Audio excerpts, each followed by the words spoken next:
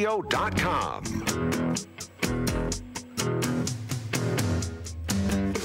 It's time for Success in Real Estate with Frankie Griffin, owner and broker in charge of the Palmetto Success Team, certified residential specialist, accredited buyer representative, military relocation professional, real estate appraiser, and author of Success in Real Estate. If you are interested in buying or selling a home, investing in real estate, or having your home appraised, you will enjoy Success in Real Estate. Now, here's Frankie Griffin. Hi, good morning. Welcome to Success in Real Estate. Thank you for joining us this morning. Got several things I really like to talk about. But as always, we want to make sure we're here to help you with the home buying or selling process, or if you have any questions about real estate, we want to help. That's what we want to do here at the Palmetto Success Team. We are a true team of four, and we do not work independently of each other. We are a true team.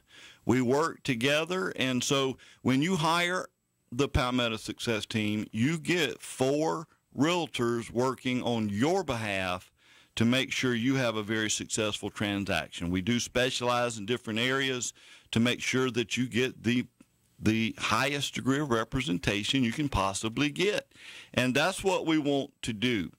Again, if you have any questions or just maybe a comment about some of the things I'm going to be talking about today, love to hear from you. The number here in studio is 799-8255. Again, 799-8255.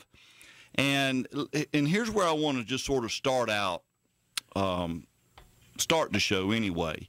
And because there seems to be an issue from time to time with buyers and sellers on exactly what's staying or what's included with the sale of the home and what's not included. What's the seller going to leave? What are they going to take with them?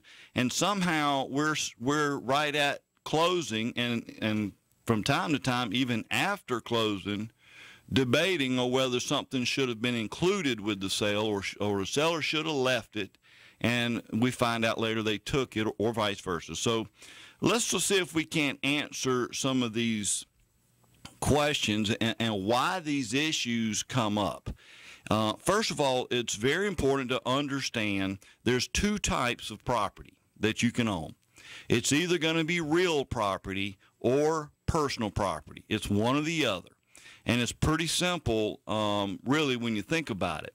Real property, by definition, is land and anything attached to the land, such as a house. You attach the house to the land, the house now becomes real property. Personal property is anything you own that's not attached to the land, such as your car. Furniture, anything not attached to the land. So that's the two types of property that you can own. Now, here's where I think the issue sometimes comes in. Gosh, I don't even know where to start. There's just so many issues. Well, let's just start with this one. I tell you what. When you are listing your house for sale, in fact, if you have an agent that you're going to be hiring or working with, you need to go through the house. Just walk through the house and identify potential problems, because where the problems really come in is another term called fixtures. We talked about what real property is. We talked about personal property. Now we need to talk about fixtures. Fixtures are personal property that's been attached to real property.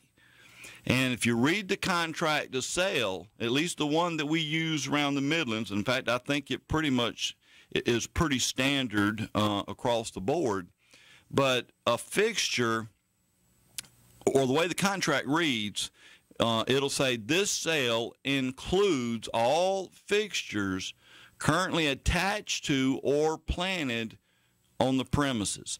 So it's the fixtures is where we run into problems. And you really need to just walk through the house as a homeowner and see what all you've got attached to the house that you may not want to leave. And some examples of issues we've had a lot in the past. A big one are chandeliers. And, you know, maybe you've got a formal dining room with a very nice chandelier for whatever reason. And one of the things I certainly ask every seller when I'm selling their home is, do you plan to leave that chandelier here in the house, or are you planning to take it with you? Because so often they have no intentions of leaving the chandelier for whatever reason, and maybe just take it down and then put something similar or something back up in its place. Well, seller, you can't do that. That fixture is part of the sale. And when a buyer comes in and they see it there, and they make their offer is based on that fixture. I mean, among other things, but they expect to get that chandelier. So you can't take it down after the contract has already been ratified or agreed to. You're going to have to leave it at that point. So we need to walk around, make sure we understand exactly what's staying, what's not. But let me just real quick give you a few examples of issues that we've seen here of late. Talked about the chandeliers. Another one which just blows me away. I was talking to an agent here a couple of weeks ago that was involved in this transaction, but he was representing the buyer. And the day of closing, just before closing, he and his buyer went to do a walkthrough, which is common, and buyers should do that, and found that the seller, for some reason, took the bathroom mirror off the wall and just took the mirror out the bathroom. Well, that mirror is a fixture. It's attached to the wall. And, again, you just can't take those things. Now, not that mirror, I wouldn't think. He estimated that mirror to be valued probably somewhere between $75 and $100. The house was under contract for $265,000. That infuriated the buyer to the point they terminated the contract, walked away from that house, walked away from a $265,000 home, their dream home, over a stinking mirror, for crying out loud. And that kind of stuff happens all the time. It blows me away.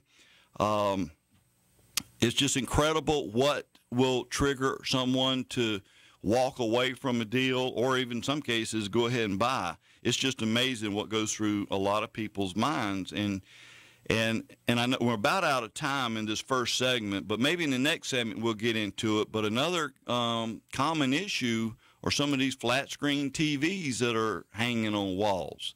That can become a problem. So we certainly want to talk. We're going to touch on those on the other side for sure. And then I also will have a really good story for you on the other side of this break, dealing with a pot rack. Didn't even know those exist. A pot hanging from the ceiling. I've never heard of a pot rack hanging from the ceiling. Maybe you have, and if you do, give us a call. The number to call is 799-8255. 799-8255. Be right back. You're listening to Success in Real Estate on the Point. Local talk radio experience. This is The Point. 95.9 FM and 1470 AM. Hey! You got to pay back. Maybe we'll just listen to a little music this morning. That sounds pretty good. But good morning. Welcome back to Success in Real Estate. I'm Frankie Griffin, broker in charge and appraiser. Thank you for listening this morning. We would love to help you or answer any questions you have about real estate. And our first segment, we were talking about the difference between real property and personal property, and why we're seeing a fairly large amount of transactions just fall apart over little things. And I say little things that buyers thinking they're going to get something and the seller's thinking, no, you're not. And but I guess at the end of the day, nobody had a clear understanding of what was included in the sale. And so we trying to figure out how we can avoid those situations right now. And number one, we have to understand the difference between real property and personal property. We've got to understand that. And then we also talked about what fixtures are. And then right before the break, I brought this up, but I want to go ahead and share. This was one that, now this was a couple of years ago, but it's still for a good example. But I had a buyer or representing the buyer, and we were doing our walkthrough. Now, typically, the way I like to do things, the day before closing, I will personally do a walkthrough, and usually I do that by myself without the buyer. I just want to make sure everything looks okay, and in case I find something that's a problem, at least we've got another day, 24 hours or so, to try to get the issue rectified if I see something damaged or broken in the house or whatever before closing. So I do like to go through the day before. But then the day of closing, usually a couple hours prior to the scheduled closing, now me and the buyers will do one final walkthrough just to make sure the buyers are okay with the condition of the property and that everything looks fine. Well, we're doing our walkthrough with this buyer a couple hours before closing, and my buyer comes up to me and mentions that there was a pot rack that was hanging from the ceiling in the kitchen that is no longer there. And the way she was describing it to me, it would have been most certainly a fixture, meaning it should have stayed. And I got to tell you, I did not remember seeing that fixture or that pot rack. And I told my buyer that. I do not remember ever seeing that pot rack there. And I got to tell you, had I seen pots hanging from the ceiling, I'm thinking I would have remembered that. But I didn't remember it. She was adamant it was there. Well, one of the things I'd started doing, and I've been doing this for a few years now, but when I go to make an offer on a house on behalf of a buyer, I go through that house with a camera, just a little video, and I video every room. Just do like a little 360 all the way around in every room. Not necessarily trying to video anything in particular, but if there's ever any questions about what was there or not there, whether something was broke or not broke, condition, whatever, then I've got the video that we can go back and look at. And this was the first time we've actually needed that video. I said, well, you know what, let's run back to the office and look at this video, because if that pot rack was hanging from that kitchen, it'll show up in that video and we'll know for sure. So we run back to the office, we look at the video, and sure enough, it's there. It was there, and I was shocked because I was pretty sure my buyer was losing it, or maybe she'd saw it in a different house or something, but it was there. So I called the seller, the listing agent, and asked him, say, look, the seller had this pot rack hanging in the kitchen, and my buyer wants it. That's a fixture, and according to the contract, it has to stay. And my buyer has made it very clear she will not close until that pot rack is brought back to the house and reinstalled where it was before they took it. So the agent called the seller, found out what the details were, what was going on, then called me back, and basically what had happened, that pot rack was actually handmade by the seller's father. Her dad actually made the pot rack, and it was several years ago when he made it, and it was presented to her as a wedding gift when she first got married. And to make matters a little bit worse, it hadn't been long since her father had passed away. So a lot of sentimental value for that pot rack, which is why she took it. She was not going to leave that pot rack. But what she did offer, which I thought was very nice of her, she said my buyer could go out and pick out a brand new one, buy a new one. My buyer could pick out any one she wanted. The seller would pay for it and would pay for the installation of it. I'm thinking, how much fairer can you get than that? In fact, I'd much rather have a new one if it's me. But I told my buyer, all excited about it, hey, got you a brand new one instead. Well, guess what? That wasn't going to work for my buyer. No, I want that one. And I explained the sentimental value and the issues with it. She said, that's not my problem. That was her exact words. She can bring that pot rack back, or I will not buy this house. End of the day, or the bottom line is, buyer did not buy it. The deal fell apart over a pot rack, for crying out loud. Now, as much as I was irritated with my buyer for that, legally, my buyer was in the right.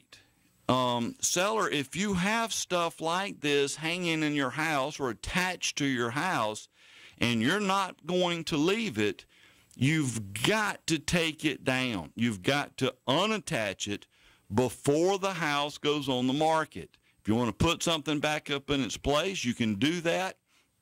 But if you're not, then you got to repair any damage that may have been left there by taking it down. But you've got to take it down before the buyer comes in there and sees it, or you're going to have all kind of problems. And another one that's very similar are these flat screen TVs. Y'all, now some of these flat screen TVs are fixtures, some of them are not. Those TVs that you can just walk up, unplug it, and just pick it up off the rack, that's not attached. It's just hanging there. So that's not considered a fixture. But I can tell you, if you're going to take that TV, you cannot leave the bracket there. You got to take the bracket down. You got to repair the holes in the wall. You got to paint the touch-up paint. But then you're going to notice the touch-up paint is not going to match the rest of the room. So you're going to probably wind up, if you're going to make it look right, you're going to have to probably paint the entire room. So by the time you do all that, it will be just as cheap. Just leave the TV there and buy you a new TV. That's what it's going to wind up with. All right, so we're out of time in our second segment. Got a lot of things to talk about still coming up, but want to hear from you if you have any questions or comments. Give us a call, 799-8255. You're listening to Success in Real Estate on The Point. 5.9 FM and 1470 AM.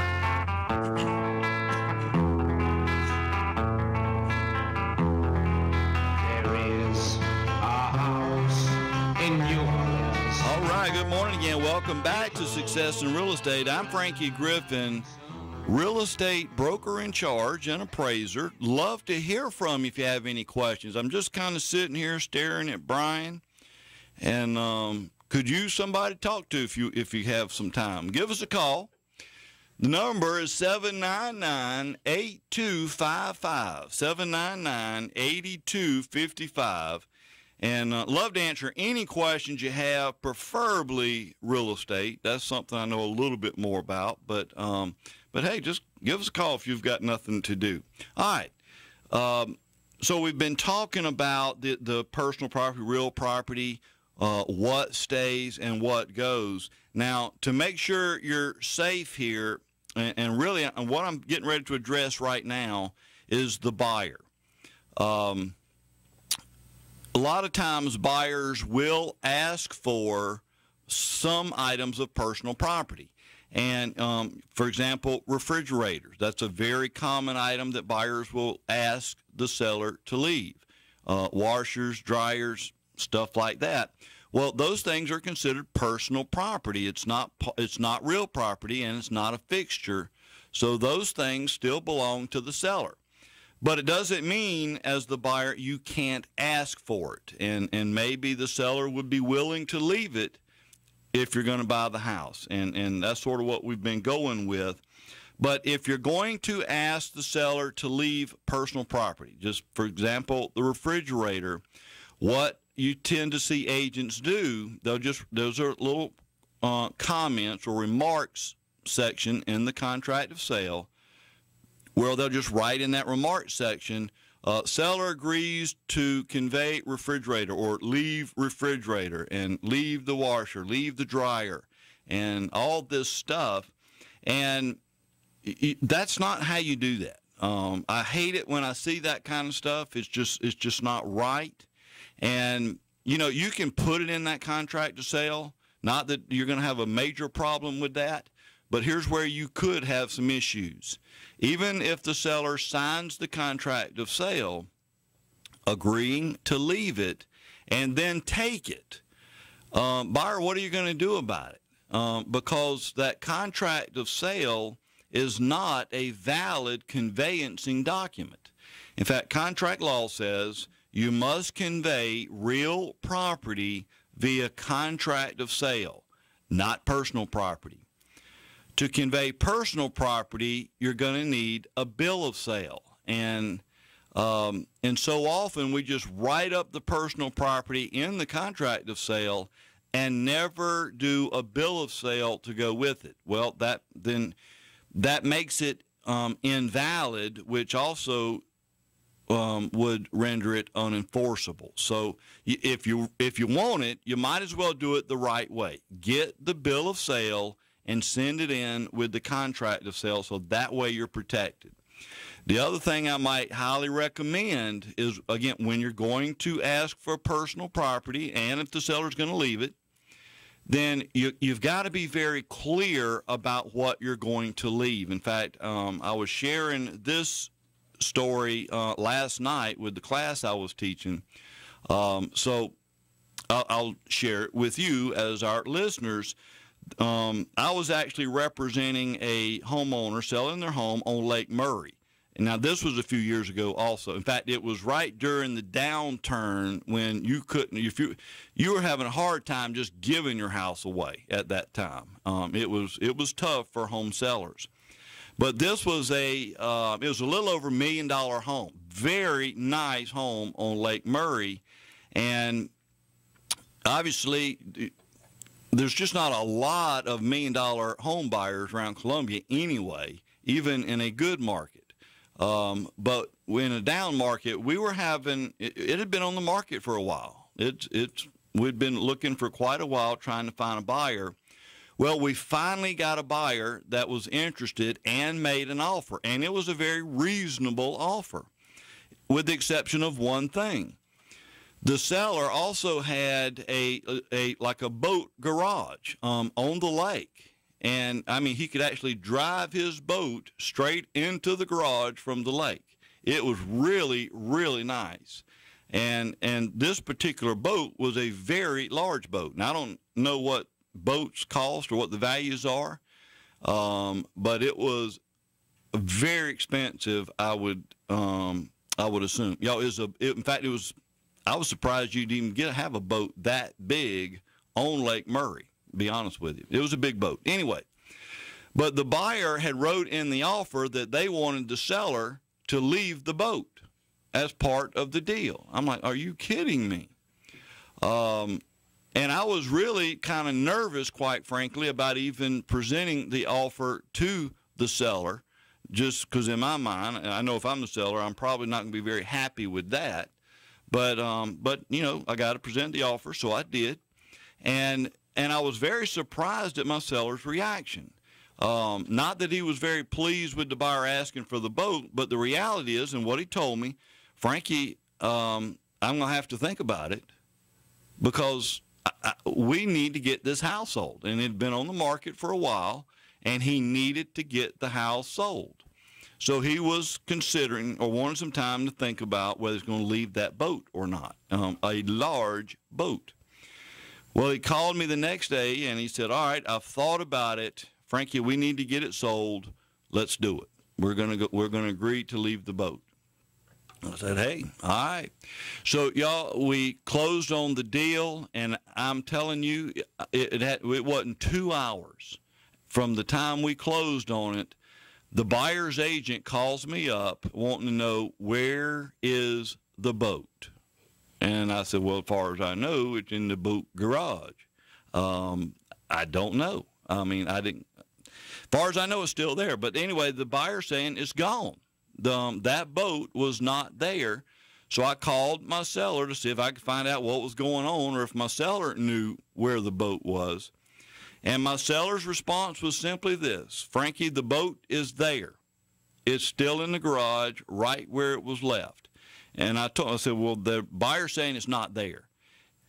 Well, Frankie, I think what the buyer's problem may be, the boat is kind of up against the wall on the little. He had like a little, like a deck part of it that it was just sitting up on the wall. I said, you can't put that big old boat out of the water and like on the deck. That's not going to happen. He said, no, you can't. It's just a little John boat. It was about 14-foot John boat. And he said, well, I said, where's the big boat? And he said, well, I took that one. The buyer asked for the boat. He didn't say which boat. So he left his John boat there and took this big boat with him. And there was some legal issues with that. But at the end of the day, the seller kept his boat because all they wrote in the contract was for the seller to leave the boat. So he left one. Just wasn't the one he wanted. But so that kind of taught me a lesson right there. So you got to be very clear, very specific when you're asking for items, to the point where maybe you want model numbers, serial numbers, whatever, to make sure there's no misunderstanding on what's staying and what's going. You really need to pay attention to that. That's for sure. All right, and how much time we got? 30 seconds. All right, and we got one more segment to go, which will be our featured property segment. And I've actually got 3 featured properties I'm going to touch on real quick. And then if we've got time, I want to make a comment about investment properties, because I've had a lot of people ask, Frankie, how do I know a house I'm looking at buying would be a good investment? Not necessarily to live in, but just as an investment property. How can you know that? Well, we'll see if we can answer that question on the other side. Give us a call, 799-8255. You're listening to Success in Real Estate on The Point. 95.9 FM and 1470 AM.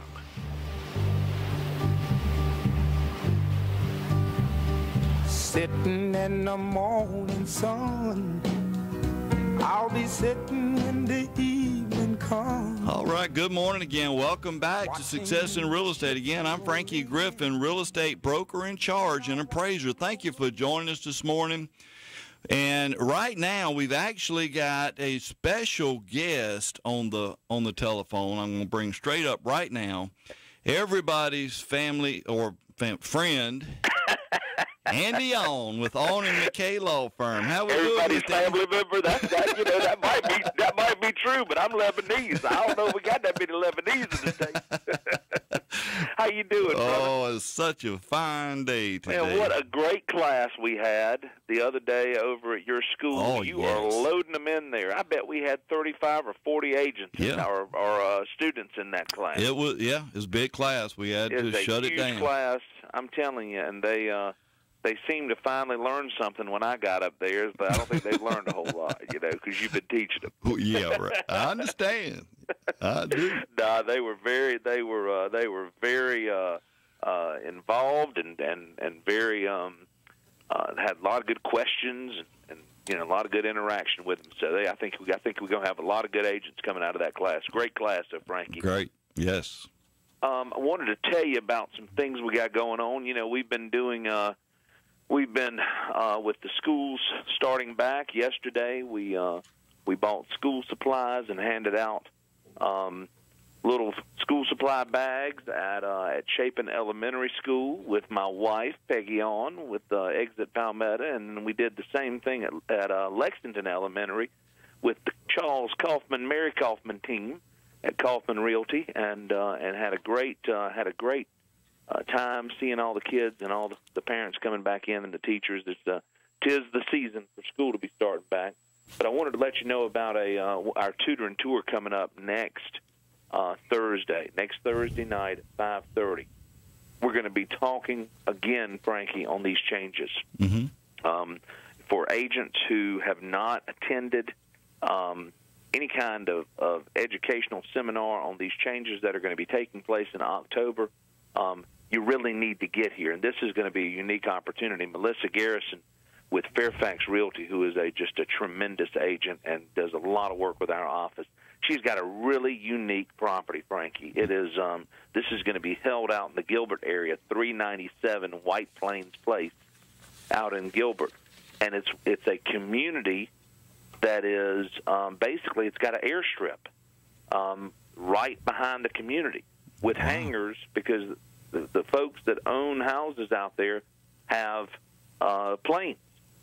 Really? So she's got one of those properties listed, and we're going to be.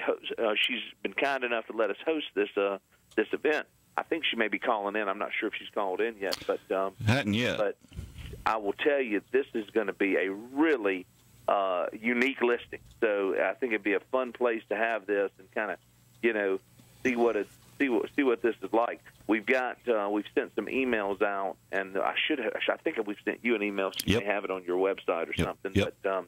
But it's a really neat place. But it's going to be next Thursday. We'll start it up, between 5:30 and 6. We get everybody registered, and we'll start it up around 6. We'll have plenty of food, plenty to drink, and hopefully, learn some more about these developments that are coming up. I tell you, Frankie, it's sneaking right up on us, man. It's You're gonna be right. here before long, and I think it's going to. I think we'll get through the changes fine, but I think we all need to be prepared, particularly real estate professionals, that are showing houses and that have buyer and seller clients now. There are a lot of things. There's a lot of reason to try to get people into contracts now and get them closed before October now more than ever. One of which was on the news this week that rates are tweaking up again. Yep. And I don't know what kind of time frame we're looking at on that. And I didn't hear. I don't know if Erica called in today, but I think we need to be sensitive to some rate hikes here before long. And then obviously things are going to probably move a little differently and maybe in all likelihood slower once these changes go into effect, at least for the first few months. Everybody's trying to adapt to them. So we hope we see you guys next week. The public is welcome. It's really geared toward real estate professionals, but if y'all want to come join us, we'd love to have you. And just looking forward to having a great turnout, my friend. Appreciate you taking my call today. Well, Andy, I appreciate it. And, we'll have this on our website for people to look for. Super. Thank you, Frank. Thank you, Andy. Have a great weekend. Yeah, man. All right, Andy, on with Alden McKay Law Firm. And if you're interested in going to this event, we will have this on our website, on our Facebook page anyway. Just check us out and get it that way. But let's see if we got how much time we got, Brian? Okay. Let's go. All right, we got another phone caller. Let's go straight to our phone lines. How you doing this morning? Hey, how you doing, Frankie? This is Jason. Hey, Jason. What are the common problems that prevent closings from happening? Oh, my goodness. We only got 3 minutes. No, you got a lot of issues, or could have a lot of issues, but what it boils down to is a lack of preparation, and quite frankly, I have to put it in the lap of the real estate agent. When we show up to closing, that's not when we should be asking questions. All the questions should be ironed out, answered both on the buyer side and the seller side. I get really nervous, Jason, when I sit down and either buyer or seller starts asking a lot of questions. That makes me think that if it's my client, then obviously I did a very poor job of preparing my client for closing. And I think that's where you're going to find a lot of the problems. It's just we're not educating clients leading up to closing. Well, it sounds good. Sounds like I need to come take a class from you. Well, you need to probably take 2 or 3. I agree just to with be you. real good. Hopefully you'll throw me a bone. Well, you want to take a class? You want to? Yeah. Oh, well, how about I'll do this for you. I'll give you how about $50 off of whatever class you want to take. You're a kind man and a smart one, too. Thank you. Oh, man, I can handle that. Just call the school. Don't sign up online because it's going to charge you the full price if you do. But if you just call it the school, Real Estate School for Success, talk to Ashley, and she will apply the discount. I'll give her your name and information, and she'll be expecting your call. Thanks. Keep up the great work, and we appreciate you. Thank you, buddy. Have a great weekend.